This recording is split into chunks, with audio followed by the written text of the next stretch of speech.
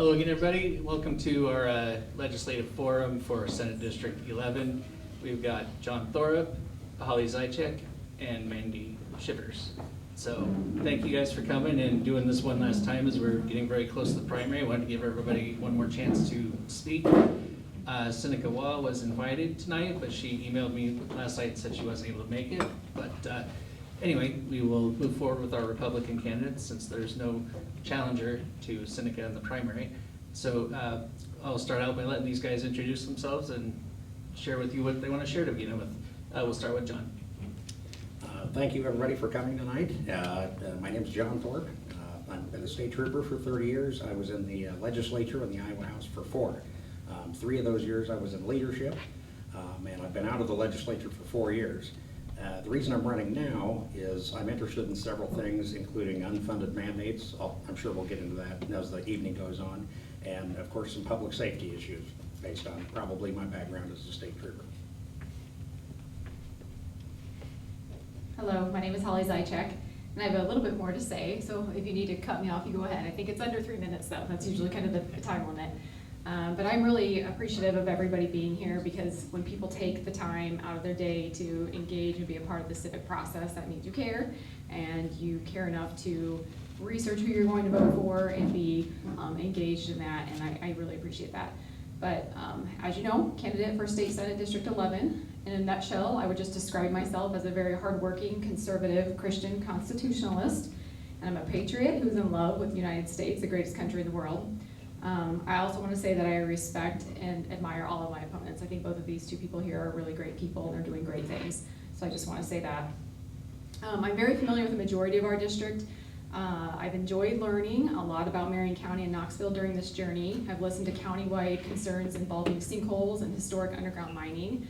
Local leaders have pushed for legislation to help address infrastructure impacts tied to underground mining activity, but that legislation stalled out, I believe, in the Ways and Means.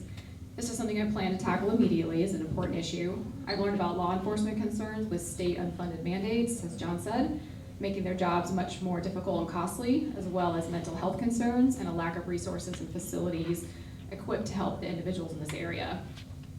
An issue for the entire district is the recent loss of local control through legislation that is causing funding issues for cities and counties while still being expected to provide the highest level of services and amenities to the residents. So this is also a top priority for me. I've learned that I love Marion County and Knoxville's mix of all-American small town historic vibes and new modern growth, your beautiful recreation and public amenities, the Raceway, the Grand Theater, Red Rock Lake being Iowa's largest reservoir, the birthplace of our state's flag, and so much more that make this area of the district so unique and vital. Both Marion and Warren counties are now in the top 10 fastest growing in the state out of 99 counties, so that makes our district very important to Iowa in many ways. I've been serving the area and Iowa communities for almost 20 years. I've been the Economic Development Director for the City of Norwalk for over 9 years. Before that, I was with Warren County Economic Development Corporation. And prior to that, I was with USDA Rural Development, serving communities across Iowa, rural communities. I've also been a business owner, so I understand kind of all of these public and private sectors. I'm married to my wonderful husband in the back there, Dave Zychek. He's a major in the Air Force, and he works at the 132nd Wing by the Des Moines Airport. He's the best thing that's ever happened to me, I will say that. Our family background and current makeup is very heavy in public service, military, farming, and business, so these are sectors that are really important to me to support and protect. Without them, we don't have a safe, civil, affordable, prosperous society, so they're incredibly important. And lastly here, I'm running for Senate because I believe that we just need strong, experienced local leadership at the Capitol, people that understand how decisions made at the state level actually impact our local communities.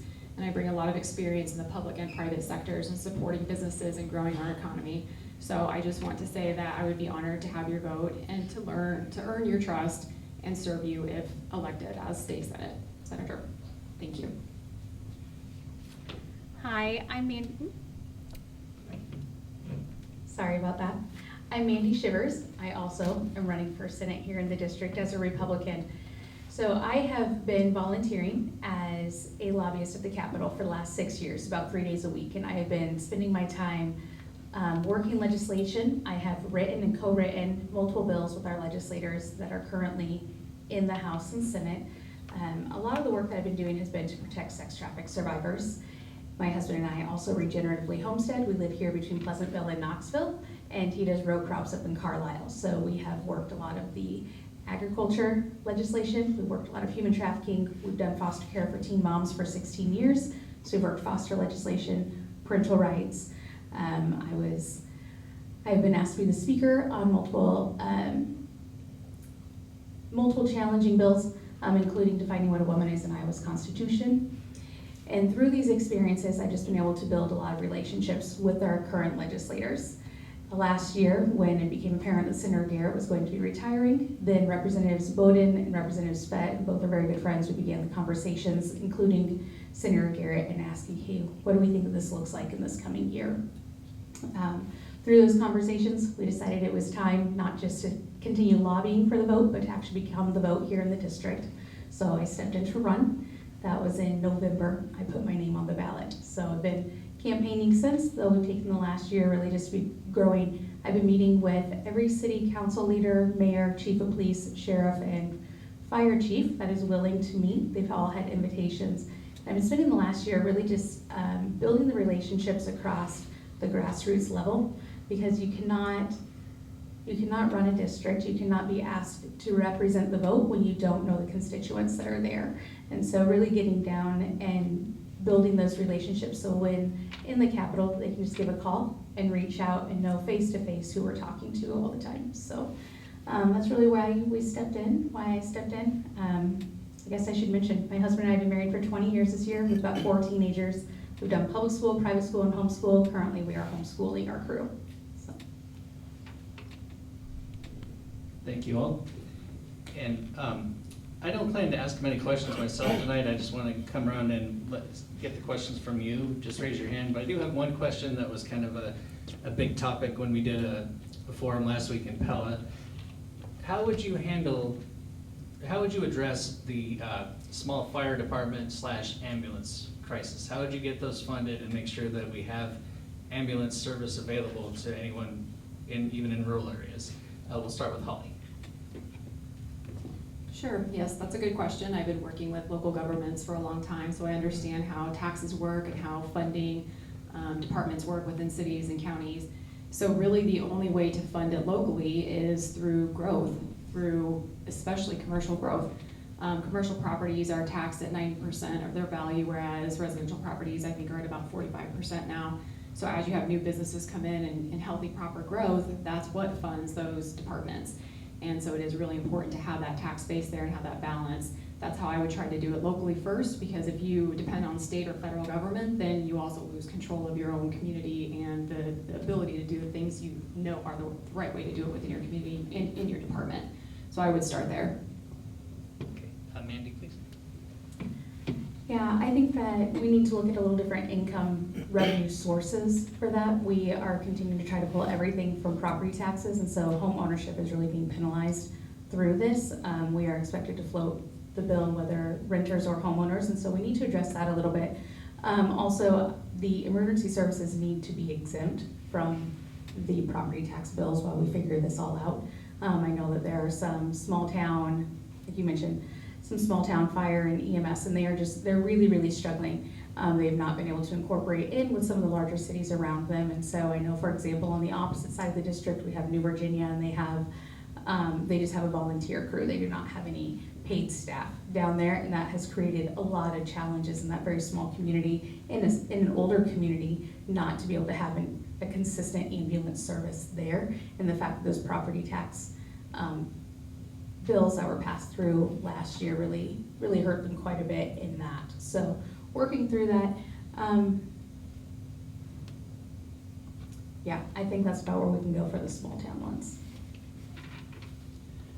I don't think any of that's wrong. I think one thing that's very important, though, is the manpower issue, particularly when we're talking about volunteer departments. When I started I actually worked for the sheriff's office for about 1.5 years in the mid-90s. And fire departments, volunteer fire departments, had more than enough staff most of the time. They had plenty of people that wanted to volunteer. They just don't have that anymore. I think the funding is part of it, but I think they do, I would say that they probably also lose a certain amount of morale when they see different bills come through the legislature, just like last year. There were several bills came through the legislature, didn't pass, fortunately, but they were going to require consolidation of different fire departments. And, you know, a lot of smaller fire departments and EMS units, you know, they have a pride, just like a small town football team has. You know, they don't want to lose their mascot. And that may sound like a strange analogy, but there's some truth to that. And I think we need to be asking them a little bit more about what they need to keep people volunteering to do these jobs. Thank you. Does anybody have a question they'd like to ask? Okay. Well, I guess I'll ask another one. There are a lot of opportunities for state grants and so forth that are available to towns that can afford city managers, grant writers, and professionals like that. But there are many towns that might be in more of a need for some of this assistance for growth and economic development. How would you propose helping these smaller communities get access to these grants and other programs that they might not be able to reach with their current staffing and funding levels? Mandy?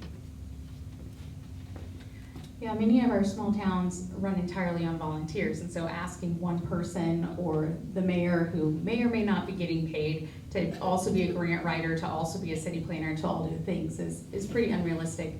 I think that we really need to reach out to our small community mayors and leaders and let them know that there are opportunities for, like, the city mayor, the League of City Mayors, there we go, that's the term they are. And through that, they get like a monthly email that has all the resources available to them. Many of them just don't even know that that resource is out there. And so really taking the time to reach out to our small town mayors, giving them the resources, because they are so inundated with what's going on in the day-to-day of their community, they do not have the margin to also be doing all this research on top of it to figure out what they're eligible for. So, and that's something that the larger cities really have not had to.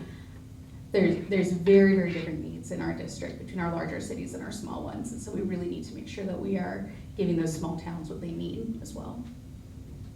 Go ahead. Sure. So I have worked with a lot of very, very small towns over my time with Warren County Economic Development, USDA, rural development, towns as small as 200 people at times. And there are a lot of organizations at the state level that will help with those communities. A lot of times there are electric utility organizations that help and provide free services. There's also the Greater Des Moines Partnership. There's Iowa League of Cities, Iowa Economic Development Authority that all provide help for smaller communities for things like grant writing. And a lot of times they will take you through almost the entire process, because they have templates, they've worked with these communities before, and they know how the grants work and the narratives, how they need to get written.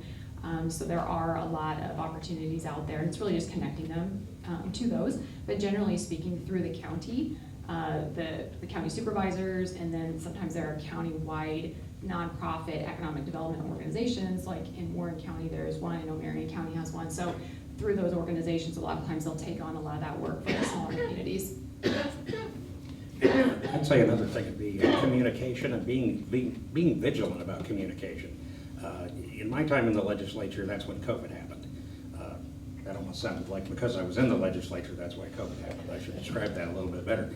But when COVID hit, of course, there was all kinds of federal money coming in, particularly to small businesses. And some legislators paid attention to those particular spheres of available funds, and some didn't. And I suppose there were some better than me and some worse than me. But that's his phone, that's not my phone. Scammers got scammed, you know? Yeah, they do. But anyway, I guess my point is that I think any legislator just needs to be very vigilant, paying attention to what funds are available, and as Holly said, trying to connect them with different groups like the Department of Economic Development. It's a constant job, essentially. So if we get we have a question? Hand back there.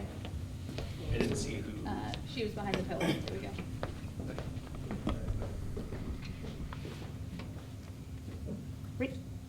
go. Back, a little back farther, Steve. There we go, back table. Sorry, Anita, what's your question? So as many of you know, many of us grassroots work really, really hard on a platform, the Republican platform. So my question has two parts. Number one, have you read the platform? And number two, what specific plank means a lot to you that you would like to try to address if you should become senator. I know you just spoke, John, but we'll let you take the lead on this one. No, that's fine. Yes, I've read it. I'm not going to tell you I read it last night, but I have read it. I've read the last several. What means the most to me, I don't know if it means necessarily the most to me, but one thing that is very important to me is the aspect of local control. One thing I've found since I got involved in politics probably 10, 12 years ago, the Republican Party always talks about local control, but we are not good at following through with it. I've heard, many times I've heard the phrase, we're very supportive of local control unless it's something that we don't like. And I think that's something we need to turn around. Holly?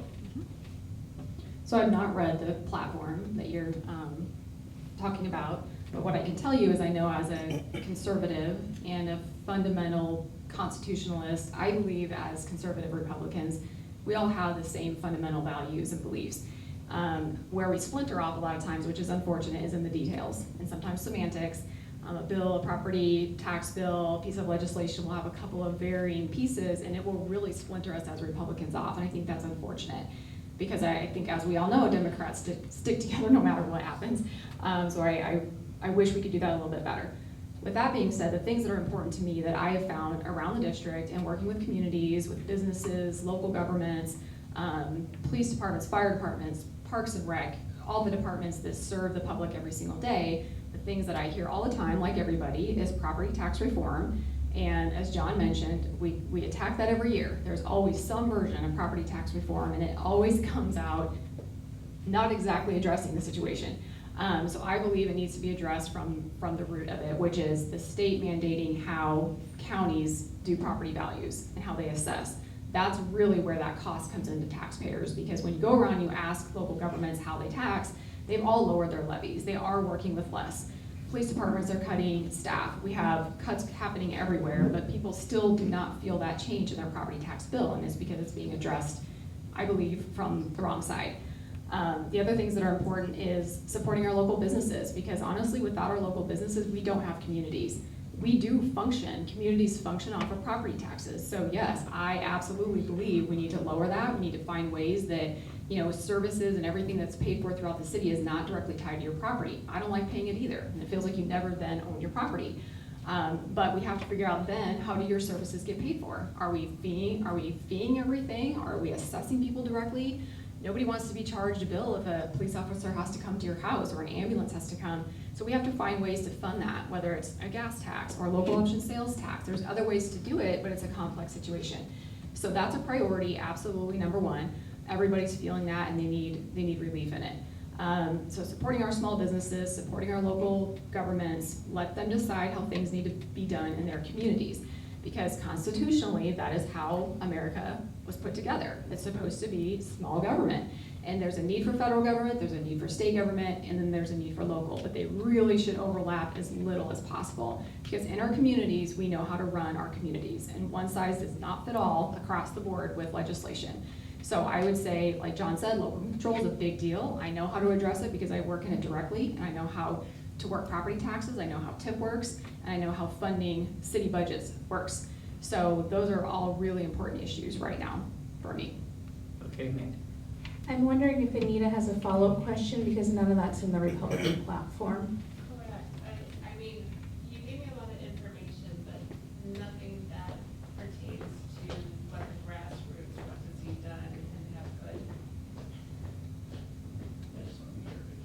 Yeah, so Holly, you gave us a lot of information, but nothing that pertains to the platform that the grassroots have worked so hard to develop. So I just wanna comment on that. Thank you. So you can have your opinions and you can have your points and things that are important to you. I'm telling you what I found to be important as a conservative Republican serving the public. So that's what I answered. I was referring to the platform, but thank you. Okay. Thank you. Mandy, bye. Yeah, so I have read the platform and I am on the committee for that. So we just had county here recently and we've got state convention coming up. Actually, one that stood out to me is a proposed plank that was added. If I can address that instead of one that's been already included. And that came through here. Actually, Jason Unger proposed that plank. And so where he was talking about adding into the platform or a plank to put in there is to address transparency from the party for funding. So currently,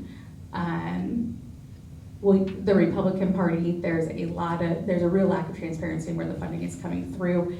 And so it was, let's see, I'm trying to word it as gracefully as he did, but I appreciate that what he's trying to stand, what they're trying to stand against, which is what the grassroots platform is all about, is standing against the establishment and supporting the grassroots. And so it is keeping the establishment funding out of grassroots campaigns and making sure there's a lot of clarity within there. So that is one that's still working through as a platform, and I'm hoping that we continue to move it through at the state level.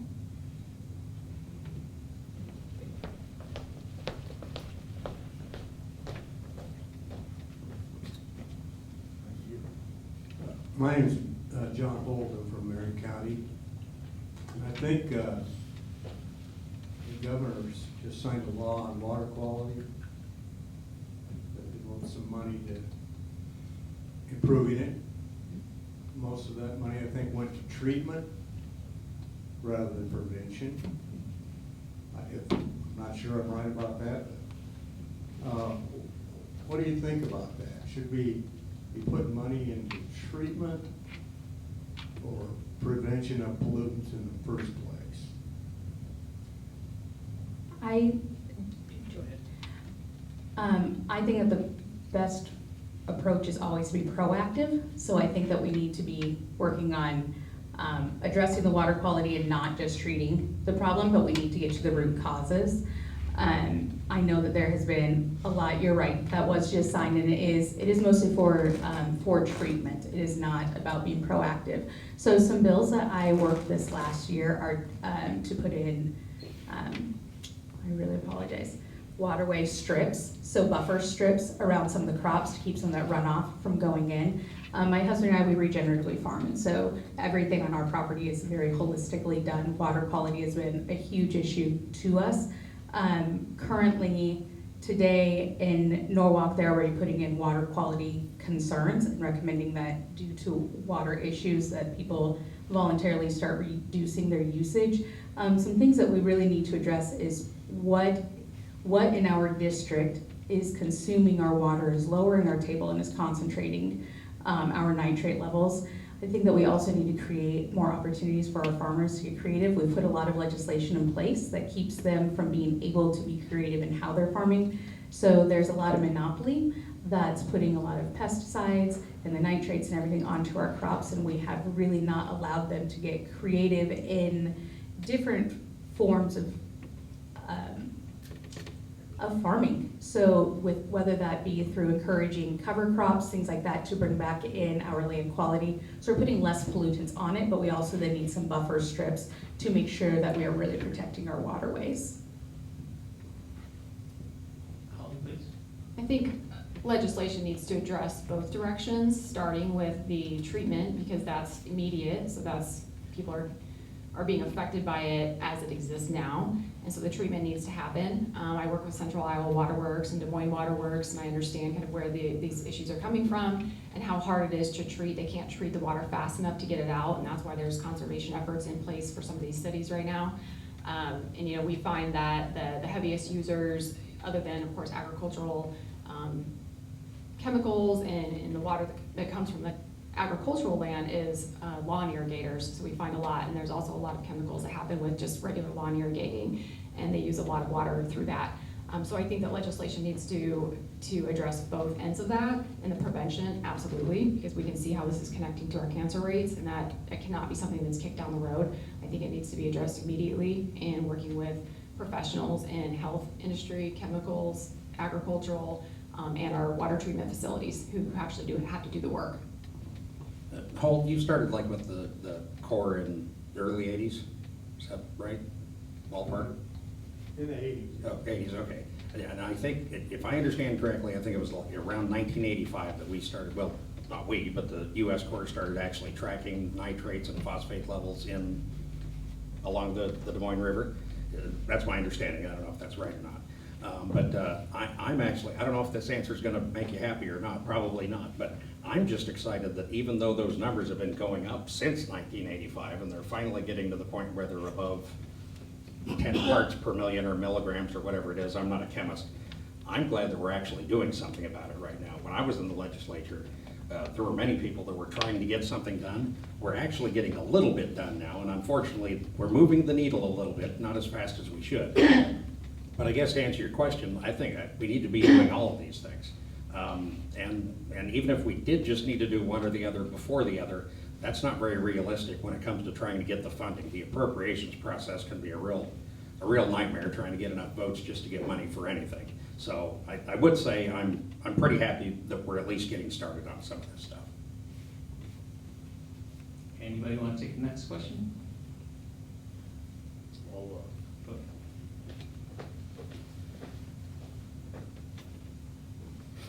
You've all addressed the pollution that's coming off of our farm fields, but the reality is there is much more chemical use in urban settings as well as golf courses and greenways, and there's no control on this stuff. And we avoid that issue. So I would like to see someone address the issue about urban chemical use, which is overwhelming on almost every piece of property in urban areas in the state. Holly? Yes, he's right. That's absolutely right. And even just working for local governments, we experience that with, especially the lawn irrigators, like you mentioned, in golf courses, and everybody uses chemicals on their lawns, no matter how big or how small. And so you're right, that does have to be addressed from small areas all the way up to giant farms. It has to be addressed. Maybe. For clarity, I don't use any chemicals on my lawn or my yard. We have 40 acres and we don't use chemicals on any of them. We do rotational grazing because we believe that puts nutrients back into the ground. So we rotate our livestock on there to be able to put nutrients back in, to spread those nutrients. Now, I understand that everyone in town is not going to have that same approach. I realize that I am more holistically minded than many, and a weed is any undesirable plant in your yard. There's literally no other qualification for what a weed is, so I think it's really crazy that we keep on trying to kill all the weeds, because I really love dandelions. I think I love having a yellow in my yard, and I like dandelion root tea. There's so many health benefits to everything that we're just trying to kill off, and so if we could encourage the shift in mentality that the only beautiful lawn is all green grass, we could really, really help with this. But I understand that is going to be a big culture shift. So I'm not sure I'm gonna get everybody behind me on that one. But we don't do any chemicals on our lawn. Steve, I'm not exactly sure what the question was, but I'll at least try to respond with a thought I have on that. It seems to me that no matter what we're doing, farmers have to continue using some kind of chemicals or at least irrigate sometimes much more than we have to do on our lawn. Because there's a food product. I could let my lawn just die. It won't look good, but is there a follow-up? It actually gets in the water system from the cities. All the chemicals that are put on people's lawns, golf courses, all ends up draining into the streams and rivers and into ponds. That's why you'll see green algae sprouting up in any place unless they treat it. There is actually more chemicals dumped in urban areas than there is in farm areas. It's hard to believe, but we see the big containers and sprayers on farmers, but they're covering hundreds, if not thousands of acres, where the person that is treating their lawn treats it once or twice every month, sometimes every week. Is that really is that really a legislative thing, or should that be left up Virtually, to? it has to. I was asking these guys, Steve. if you're gonna control pollution in the rivers, you gotta look at all pollution. Okay? Yeah, I don't know of anybody that's denying that. I don't know what the spread is between the two, but yeah, it's definitely a problem. Yeah, is that something that, as far as, you know, that urban spread of chemicals on lawns and golf courses like Steve was talking about, is that something that the legislature should take more control over, or should the cities be allowed to make their own decisions about how those chemicals are used in their cities? Well, I'm not gonna lie to you, I haven't really thought about that. I mean, I like to see the state and the counties and the cities, I'd like to see them get along and work on things together. And again, we'll get into unfunded mandates and some funded mandates as we go along, but I like to see them work together when possible. I'm a local control guy, and when that's possible, I want to see that. Yeah, the way that the water treatment plants work, at least kind of in the Des Moines metro area, multiple communities will buy in to be a partner in these treatment facilities. So Central Iowa Water Works, they have multiple communities around the metro area, same thing with Des Moines Water Works, and then they serve communities, you know, all across Iowa. So I think starting with them, because they know exactly where everything's coming from, they have the reports that show exactly what types of chemicals are coming through, how they have to treat them, how fast they can treat them, and then it does affect the cities and the communities that they're providing water to. So I think if it is something where they can directly correlate it to a city's chemicals and they're able to see that, then that is something that locally has to be worked out, because that means the city has to do water bans. We have to slow down how much water people can use every day if they can't keep up with the treatment fast enough.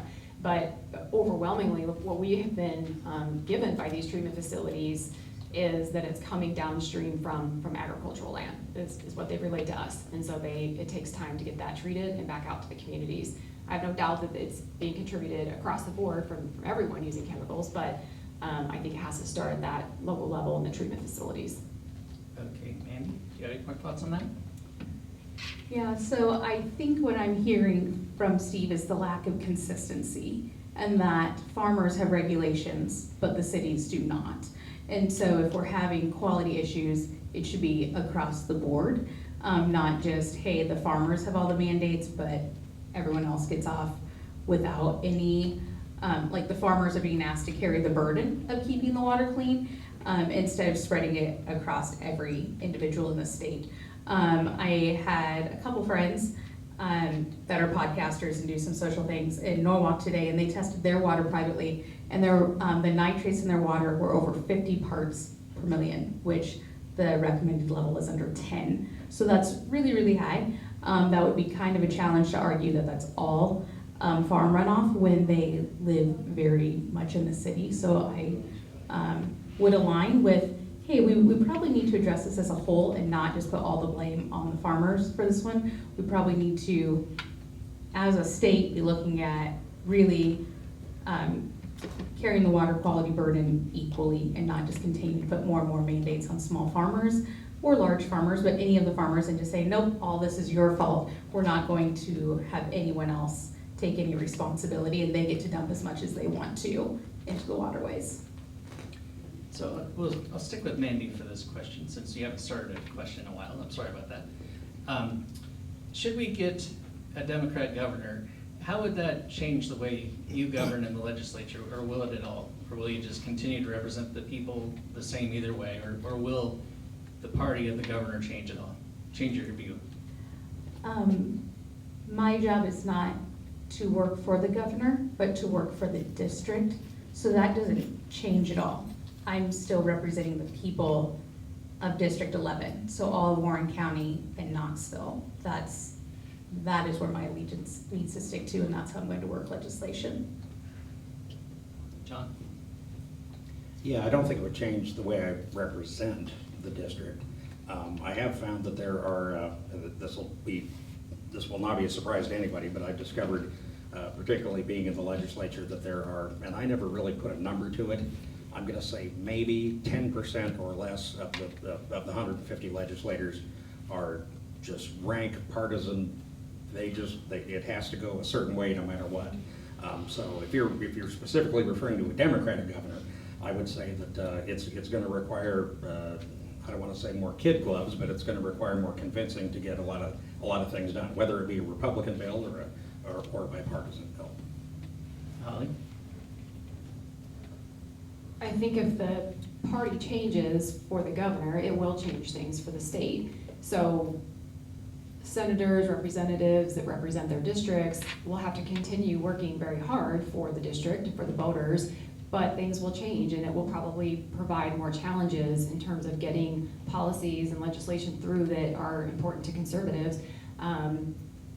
But I think that you just have to continue doing the very best that you can and working hard across both sides, trying to bridge the gap between the Senate and the House, because there's a lot of rift there already internally. So I think being able to work across both of those and being able to work with both parties, you just have to do it to get good things done for the state. And most importantly, for the people that put you there and what's important to them and their communities. Anybody have a question?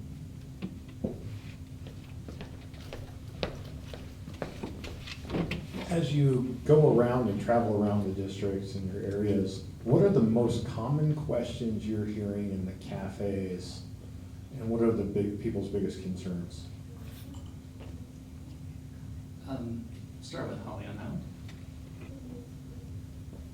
So taxes have settled down just a little bit because some of the legislation that just passed, they want to know when they'll see relief in that and how they'll see relief. So kind of explaining that, how it's phased in over 4 years, and it'll be a significant change in certain areas, but not as much, I think, as people might anticipate. But we do get asked a lot of questions about business support because there's a lot of regulation, a lot of kind of overburdening of these businesses from federal, state, local, all the way on down. And it makes it really, really hard for small businesses to be successful. And then people kind of want to hate the big companies, but we've created this environment where they're the only ones that can survive sometimes. So we do hear a lot from the local businesses just trying to navigate through all of that and pay for everything that they're required to pay for. And then I do hear a lot from local law enforcement that the issues that they're facing with the legislation now and having to cut the flock system is a big deal, the flock camera system. Every community needs that if we can have it, but they don't have the funding for it. Ammunition for qualifying for shotgun qualifiers for the state, cutting admin services. So we hear a lot of that and just how to be able to balance that back out through either service fees or how local communities are expected to do it with a 2% cap on growth. So we're hearing a lot of concerns with that, and then just on the local level again, that cap and that overreach into local governing is a concern. I would say probably the two things I'm hearing the most about are property taxes, which we've covered quite a bit. The other is eminent domain. And a lot of that started, of course, because of the carbon capture pipeline. And I do find that pretty interesting because none of that carbon capture pipeline plan comes through District 11. It's not really even that close, and now there's a new plan, which I haven't had an opportunity to look at yet. But people are very wound up about that. And I don't know that it's necessarily born of the carbon capture pipeline itself, or if people are thinking to themselves, I've heard a couple people say this, 10 years ago I'd never heard of a carbon capture pipeline. Now people are worried about it going through, and I hadn't either. I think a lot of people around here are worried, what's the next thing I haven't heard of that they are gonna try to put through my yard? Okay, Mandy? Yeah, the number one issue that I've been getting at almost every door is people are real mad about data centers. They are very unhappy about them coming in the communities. They're worried about water quality control or water quality, and then they're talking about lowering the water tables, which concentrates the all the chemicals that are in there. I know that I spoke with quite a bit of leadership today in Knoxville, and they are talking about putting a moratorium in place in Marion County to put a ban on data centers coming in Marion County until there is a time to get zoning really sorted out for this, look at the long-term implications and concerns, and just the long-term environmental effect that it has on the community. We'll stick with Mandy to start this question. So this is less a question than a statement. So as Mandy will attest, she grew up in a home that talks about options, not opinions. So when you look at solutions, and I'm thinking this is property tax. So I'm Mandy's dad, just so you know. Contextually, what I found is that Iowa's a great place to raise a family. So one of the things I think rather than, we talk about property taxes as a way to kind of how to generate new, we call it revenue in the government circle, but reality taxes are not revenue, they're not businesses, they don't generate revenue, right? So the conversation is really kind of slanted. But what I'd like to see happen is, let's focus on the quality of life in Iowa. We've got highly educated people, we've got infrastructure that's built. Let's look at these small towns that are kind of dying off. Let's see if we can't, let's, software development company is something perfect opportunity, right? There's opportunities to create development that Iowa's unique in, and I'll say, you know, just because I work in IT, I know for a fact we've got the infrastructure, right? We just need to kind of, for opportunity to build it. This is a great place, small towns especially, could kind of say, okay, we've got a great place to live, raise a family, let's build a business here. And you software companies, come here, because we've got a great place to raise a family. So there's things like that I think would be creative. So this is just statement, not a question, right? Let's look for options, not opinions. What's the best way to improve the quality of life across Iowa in rural and urban areas, Mandy? Yeah, so we outsource young adults in our state. We are the 4th highest ranking state for outsourcing young adults. So there are 46 other states that retain their young people better than we do. I think that we really need to encourage and incentivize staying here in the state. So there are lots of different ideas floating around about that. But we are graduating some of the brightest, highest paid young people from our colleges that are then going out to other states. I would love to see incentivizing first-time homeowners purchases here for young adults. What we know is once you get rooted in a place, you start a family, you've been here for 5 years, you're much less likely to leave the state. And so that is good. That is good for state growth across the board, to keep more young people here so it's not a dying district and a dying state. I don't know if this exactly is the right answer to the statement. Not a question, but a statement. One thing I'm hearing at the doors, I'm hearing from a lot of young people, and I'm hearing from, well, not necessarily older people, but I would say people who have children who are maybe in their 20s, maybe in college, maybe just moved to some other state. What I'm hearing when it comes to quality of life issues, I don't have the answer for it right now, but we need to pay attention to it, is cancer. Everybody is scared to death about cancer right now. And I've had a couple people at the doors say, I want my kids to come back. I said, hey, to my son, would you think about moving back? And the answer is, no, I don't want to catch cancer. I guess you don't catch cancer, but that was the answer I got. What I'm hearing from the young adults and the college graduates working in communities and working with them directly and business owners is opportunity. If they leave the state, it's generally because there's not enough opportunity that they feel they're finding in other bigger cities or other states. And a lot of what they're relaying to us is they're not like we are. So they don't really want a big house and a big yard and things spread out. They want things to do. They like entertainment, they like experiences. So a lot of these districts that are being built in some of the communities and cities where everything's walkable, that's what they seem to like. They want to be able to have a smaller place to take care of, and then be able to go do things, and have money to go do things. And so in Iowa, we have a lot of beautiful land, we have beautiful things to see and do, we have trails and lakes and great things, but they are kind of looking for that active sort of lifestyle and walkability. That's what we hear from them, and then job opportunity. So we do have a lot of great industries in Iowa. In addition to our agricultural industries, we have tech, IT, data, insurance, medical. We have a really big industry in defense manufacturing, defense equipment manufacturing companies across the state that I don't think many people really recognize. So we have a lot of good opportunities, but it's getting those opportunities to these college graduates and making sure that they feel like they can move up in those companies. So again, I think supporting our businesses is so critical, because if our businesses die and we overtax them and we overburden them, then no one has anywhere to work, and then they leave. Yeah, hello. So I have a question. I think everybody runs for office for a reason, and I think some people are called to serve, and I think some people get called to serve. If that makes any sense. And so I guess what I'm asking is, why did you decide to run for this office, number one, and number two, what would your top priorities be as serving as our representative. We'll start with Holly on that one. I think we started with her for a while. Sure. So I think mine was a combination of the two. I had not thought about running for office, being completely transparent. I'm a public servant, have been for 20 years, and I love it. I love working with our communities and serving our taxpayers. And I've been good at my job. I will tell you that. I've done great things for our communities, and they'll tell you that. So I'm happy there.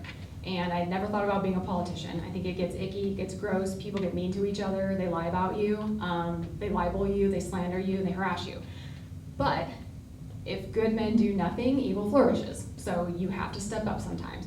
So the reason why I say it was both is because I had not thought about it until people came to me, and a lot of people came to me. Local leaders, business owners, residents, small towns, big towns, people in the Senate and in the House, they came to me and said, we really, really need local leadership that understands how to bridge the gap between local governments, private, public, business, and bring these things together because there's this big cavern in between and it's causing issues for our communities.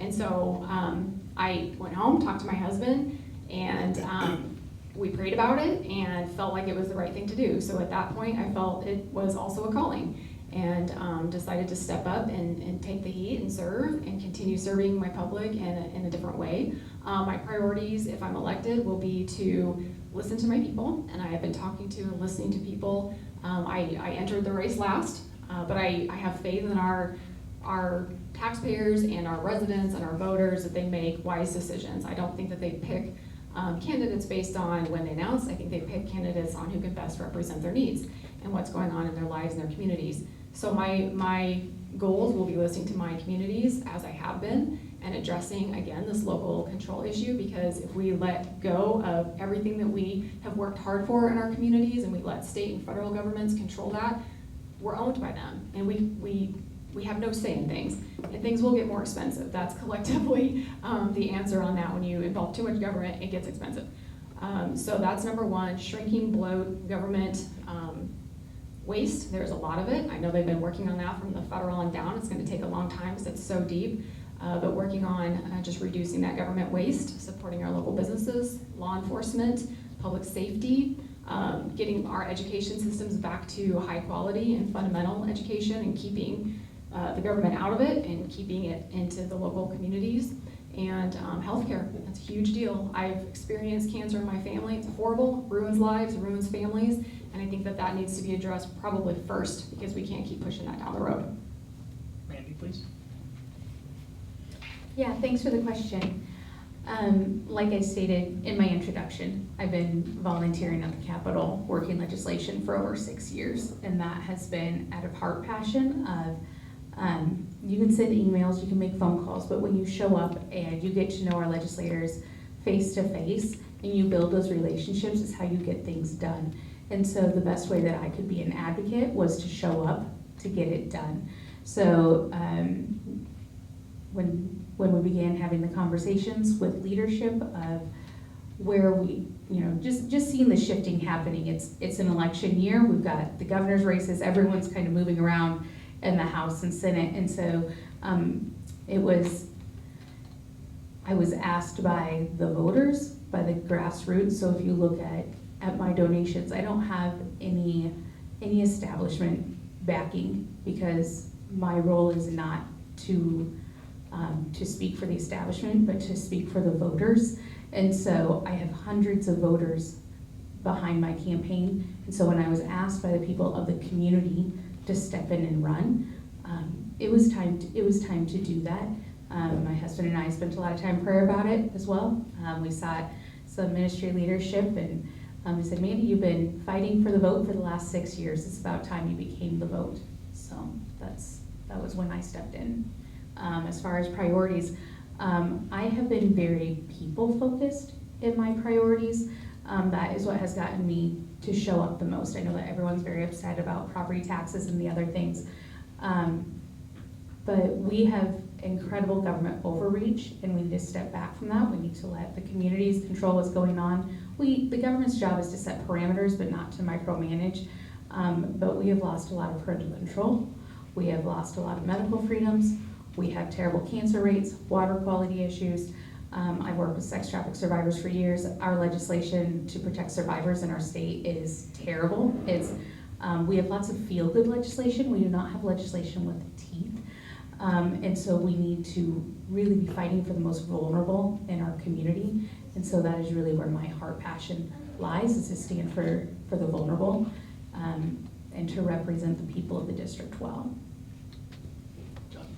Brian, as usual, your questions are at a really high level, and I don't 100% understand it, but I'll try to give you the best answer I can. I've actually run for office in, I guess, 2 phases. I'm running this time for a different reason than I ran the first time. The first time I ran because I was very concerned, as we talked about, small fire departments. At the time, I thought law enforcement wasn't getting a great shake. There have been a lot of advancements since then. It's a lot better. It still needs more work, but that's why I ran the first time. This time, I've decided to run because, not unlike Mandy, I've had quite a few people ask me to do it, but I found when I was up there, and I try to be a very humble guy, I found I was kind of good at it. And just, I had several legislators reach out to me. I mean, I'm not gonna cry about it, but I was very, very humbled the other day, or yesterday, was it, that the majority leader of the House endorsed me and wants me to run, or wanted me to run. He was one of the ones that wanted me to run. Now he's endorsed me. I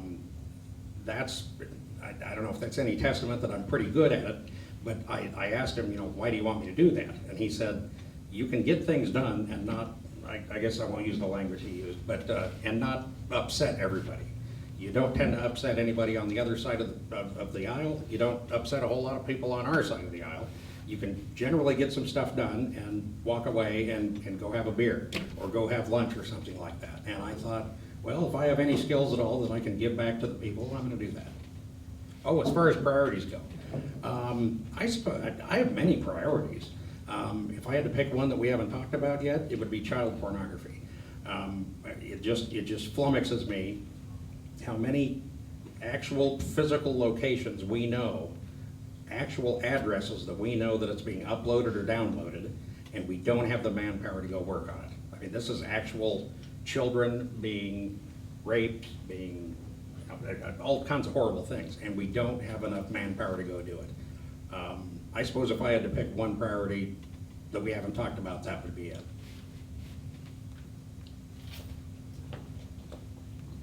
Holly, you touched a little bit about education here in Iowa. What would be your 3 steps towards improving Iowa's education, and what do you think about your district's education? I know Knoxville versus Warren County is kind of different, but similar ideas. Let's start with Mandy on that one. I know she addressed it with Holly. That's okay. Yeah, I'm trying to think how to break this down into 3 cohesive steps. So first off, we have put legislation in place that has tied the hands of our teachers and our educators. So currently, the average rate right now is 12 students to 1 administrator and 22 students to 1 teacher. We have put this legislation in place that really has us quite flip-flopped. Administrators make 3 times, at least double, 2 to 3 times what teachers make. Teachers are the ones with boots on the ground. We really, really need to support teachers and encourage more of them coming in the field. They have incredible burnout because they are not getting paid what they need to be paid, and their hands are getting tied in their ability to teach because through legislation and through all the administrators that we've said are now required, they aren't allowed just to get back to the basics of reading, writing, and arithmetic. If we can get back to those basics for teaching and allow them to do that, I guess that would be step 2, is letting them get back to the basics and quit trying to put in all these extra parameters. I think that we also need to allow for a lot of creativity. So, as I mentioned, now we homeschool. We have found that kids learn best when they're excited about education and learning. So, for example, on our homestead, we gave each of our kids the freedom to choose an area that they wanted to take ownership of. So they could say what they wanted to be a part of on the homestead. One wanted meat pigs, another meat birds, another sheep.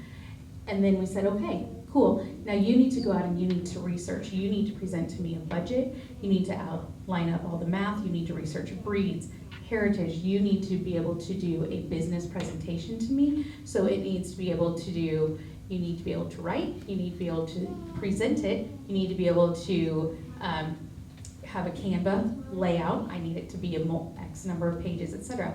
So through all that, they are learning how to research, they are learning how to actually do the work, they are learning math and implementing that in business, and they are excited about learning because they are taking ownership of what they are learning about. So I created some parameters, and they had the freedom from there to pursue that how they wanted to.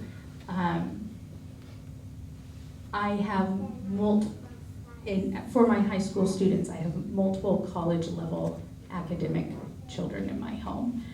Because they have been allowed to chase learning, they have excelled through that. And I think that if we gave the public schools the same freedoms to do that, it'd be really incredible to see what they could do. John? I have a couple thoughts on that. 90% ballpark of our students go to public schools. It seems to me we need to do a couple of things. The first is, every year it seems to take longer and longer for the legislature to decide how much the funding is going to be. So the school districts have a very hard time certifying their budget because I think maybe they're down to less than a month now. I think maybe they're down to 3 weeks or something like that. That's no way to run a business or a household or anything. Definitely not one of the biggest expenditures of tax dollars in our state. So I think the first thing we need to do is probably have an automatic increase, or it can stay flat, but something that's tied to maybe the CPI or something that's tied to inflation, something that they know in advance, hey, we're gonna be in this ballpark. I think we need to set something up like that so they understand kind of where they're gonna be. The second thing is we need to quit giving them, and I know you're probably getting tired of hearing this phrase, but we need to quit giving them unfunded mandates. I'll give you an example, and I think I've brought this up at each debate so far. But just in this last session, they came up with an idea. Let's make sure that every public school student has to spend 30 minutes, I think, let me get this language right, 30 minutes of structured physical education time per day. It's a great idea, but it's going to cost most school districts hundreds of thousands of dollars, and then of course the state's not going to pay for that. And that's just one example, and there's at least one every year. So I think we need to stop doing that. We need to stop telling them on one hand, we're going to give you less money than inflation is requiring you to spend. Oh, by the way, we're also going to make you spend hundreds of thousands of dollars on this other stuff. When I've been talking to the schools, both on the public and private side, and then teachers and parents, it is a pretty split issue in a lot of different ways, especially between public and private schools, but I believe parents need to have a lot of say and a lot of choice in where their kids go and where the money goes that they're spending and they're paying into the tax system. Local budgets spend anywhere between 40 and 50% of their budgets on schools, and the state's budget, I believe, is over 50% towards public education. So a lot of money does go towards it, and it seems like over time, the more money governments try to put towards it, it seems like our rates come down, and it seems like it's not helping. So I think that the core issues need to be addressed with involving parents more and making it to where teachers don't feel like they have to be the ones to do the raising of the kids. I'm hearing from teachers that they don't feel fully equipped to handle students that might have behavioral issues, that they don't quite know how to handle that, they don't have enough resource for that or ability to address it properly. So I'm hearing a lot of that. I think that I would look into that. And then the ESA and the school choice bill, I'm hearing some varying opinions on it on both sides of everything. And one of them is, I just want to look into and address a little bit more in depth on how it works if a student is denied at a private school, and then also how public schools continue to get funded if the private school child uses extracurricular activities through the public school. So I know there's lots of nuances and all of that, but I would want to look into that a little bit closer and make sure that that gap can be bridged a little bit more between those two, so it's not such a political issue, because I believe parents need to have a choice in that. But yes, I would really want to look into giving resources and ability for teachers to feel equipped with students that need extra care, and involving the parents a little bit more in the school systems and giving them the opportunity to have a voice there. Okay, we're getting near 7 o'clock here. Before we finish up here, I just want to say thanks to Bob Baker and the Sprint Car Hall of Fame for letting us use the facility. Thank you to Monty and Dustin with Pella Fiber for shooting tonight. We'll be posting this on YouTube. And obviously, thank you, candidates. And Steve, what's your next question? Yeah, I would need that. I have a child. You have kind of a booming voice, yeah. My question for all of you, the lady in the middle, I have been involved with the Republican Party for about 25 years in Marion County. I've been chairman for 12 years. I have never seen you ask or participate in any of our Marion County Republican Committee meetings so that you can. Now, we have actually had all but one governor candidate come and be at our meetings. We've had all the senatorial candidates, our congressional candidates that are running this term, but I have never met you, and this is the first time I've had an opportunity to ask you any questions. So if you've been so involved with everybody in these communities, why haven't you reached out to the party that you say you represent? Because right now, I know very little about you except what you tell us. And we've never had an opportunity to put the hard questions to you with my committee members, who I greatly respect.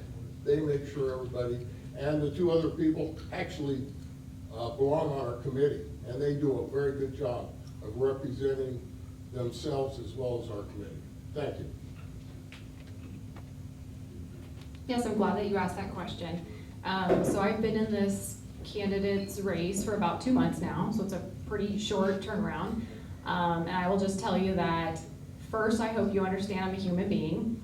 I work full-time, I work a lot of hours, I am all over the place. I have met with hundreds and hundreds of people, and I apologize that I've not met with your committee. I have tried to reach out. I received an email, and I can, later outside of here, I can show you. I've got some screenshots of that. I have tried to reach out. I missed one forum, and that was because I already had another commitment, and I told the organizers that in weeks in advance, I told them that I already had a commitment that evening. And we tried really hard to work out a little bit later time or a Zoom option for me to join in instead of trying to do it from the road. So I've missed one. No, I've not been to your committee meetings because, like I said, I've been in this for 2 months now, and I've been trying to get across the district and talking to people at their houses and talking to community leaders and business leaders and fire and police. So I've just been trying to make the rounds as best as I possibly can within that time frame. Now, I'm not a politician, and so I've not been involved in all of the political happenings and meetings and committees all over the place because there's a ton of them. I mean, I have dozens per week that I'm showing up to, and I can't make them all. If I could duplicate myself, I absolutely would, but I'm doing the very best that I can. I have been around the community. I have been around Marion County and Knoxville quite a bit. And again, I just said, I wish I could have met with you guys sooner. I will say that I was a little bit surprised and disappointed at how horribly I've been treated on social media by the committee. I think that as Republicans, we need to support each other, and we're in a primary. So I think that it's also, there's some onus on everybody to reach out and get to know your candidates and get to know people as well. I'm very accessible. I offered multiple times to come meet individually. I offered my private contact information and no response. So unless it can happen on social media, it seems like people don't really want to meet and learn the facts and learn the truth. So. Well, my information is quite available. Okay, well, we're gonna move on, Steve. Do you guys have anything you want to add, Andy or John? Okay. Okay. Yeah, like I said, I just kind of wanted to keep things kind of short because there's a little mishap with the communication here at the Hall of Fame. So I just want to give you guys the last chance to share why folks should choose you on June 2nd and so forth. We'll start with Mandy. Yeah, I would ask that you support me because I've been showing up. I've been doing this. I have stood. I've been tested. There's been very, very challenging times at the Capitol where I have been heavily threatened. It's been messy. And I've continued to stand and to show up in the hard things. So I've shown that I won't waver. I've shown that I don't shift. And that I'm ready to do the job. I've spent years building the relationships, and now it's time to keep moving forward. So I ask that you would trust the resume that I've been building. Thank you. Holly? I would ask that you consider voting and consider speaking to me a little bit more one-on-one and learning, where I come from and what my platform is. I've been serving the public, like I said, for about 20 years now, small communities, large communities, everything in between. I've loved it. I've helped businesses grow. I've helped create jobs. For example, in the last 8 years, I've been able to help our area grow by $200 million in new commercial and industrial revenues. We've added $8 million to the tax base, which has lowered our tax levy. It allowed our school, our county, and our cities to lower their tax levies and continue to provide increased services to the public. I've been able to help create 800 new full-time jobs, and 100 new businesses have opened their doors in our area in the last 8 years. So I know how to make things get better for communities, small communities, medium-sized and large communities, because I've been working with them for many, many years. I love our people. If you talk to anybody who's worked with me, if you talk to my family, any business owners, any community members, any residents, they'll tell you the same thing. I do love to serve the public, and I will continue doing that and fighting. The other thing is, because I'm not trying to be a politician, and you can tell by some of the answers that I'm not seasoned in some of these political areas, I don't want to be a politician. I just want to be a public servant. And so therefore, I'm not going to be held to being pushed around by groups or an establishment or a committee or anything else, because I'm just there to serve the public in the district. And I don't have a career goal to stay there and be a senator. I have a goal to get good things done for our communities. So that's why I would ask for your vote. I'll be fast because it's after 7. Sorry. Is somebody coming in here like any moment, or? No, don't tell me. I'll just be fast. And honestly, none of this is in any way.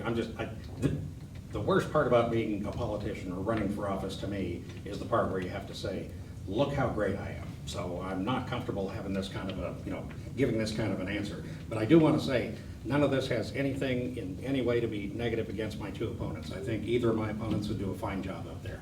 What I'm going to say that I think I bring to the table is right now it is a huge mess between the Senate and the House. You don't have to look at a whole lot of news or a lot of social media to see that those 2 chambers just aren't getting along very well. And we need some more senators who can really get along with the House, and I've definitely got a track record of that. When it comes to conservatism, I think I have a pretty good record on that as well. And I mentioned this at the last debate. I want to point this out again. For the most part, I've been pretty proud of all 3 of us. When it comes to, if you look at a little bit of social media, when it comes to other campaigns across the state, there's some pretty nasty stuff going on, even though it's a primary. There's a lot of nasty stuff going on. I'm pretty proud that that's not really been going on here. Other than that, I'd appreciate your vote, and I will be quiet now. Okay. Well, thank you all again for coming. Thank you for your questions. And thanks again, Monty. How soon do you think you'll have this posted? Tomorrow. We'll post the link on MarionCountyExpress.net tomorrow of the video, so you can share it around if you want to. And thanks, everybody. Have a good night. Be sure to vote.